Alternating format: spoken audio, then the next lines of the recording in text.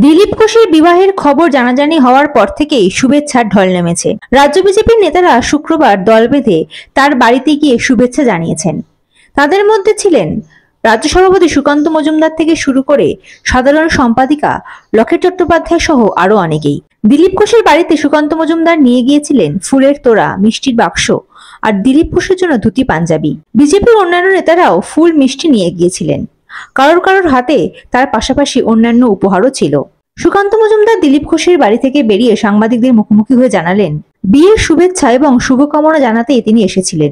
সন্ধ্যাবেলায় আইনিভাবে বিবাহ করবেন দিলীপ ঘোষ। দিলীপ ঘোষের মাকে প্রণাম করে শুভেচ্ছা জানিয়েছেন সুকান্ত মজুমদার। মায়ের আবদার মেনেই বিয়ে করছেন দিলীপ ঘোষ।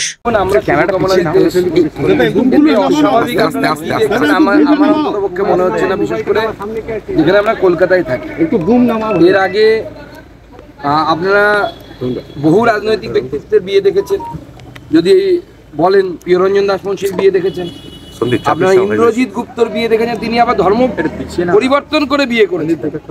তো বিয়ের মধ্যে অস্বাভাবিক কিছু নেই। রাজনীতিতে যারা থাকে, সামাজিক জীবনে যারা থাকে, তাদের সমাজের কাজ, রাজনীতির কাজ করতে করতে অনেক দেরি হয়ে যায়। যেমন প্রিয়রঞ্জন দার হয়েছিল, অনেক পরে উনি বিয়ে করতে পেরেছিলেন। অনেক রাজনৈতিক ব্যক্তিত্ব আছে যাদের এরকম হয়েছে।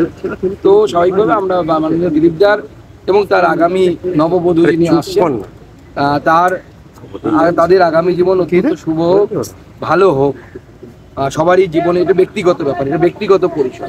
আমার সেই জন্য মনে হয় ব্যক্তিগত পরিসরে কারো বেশি না ঢোকাই ভালো। আমরা পার্টির তরফ থেকে শুভেচ্ছা জানিয়েছি এবং তাদের আগামী জীবন সুন্দর হোক, সুখী হোক, এটা আমাদের কামনা।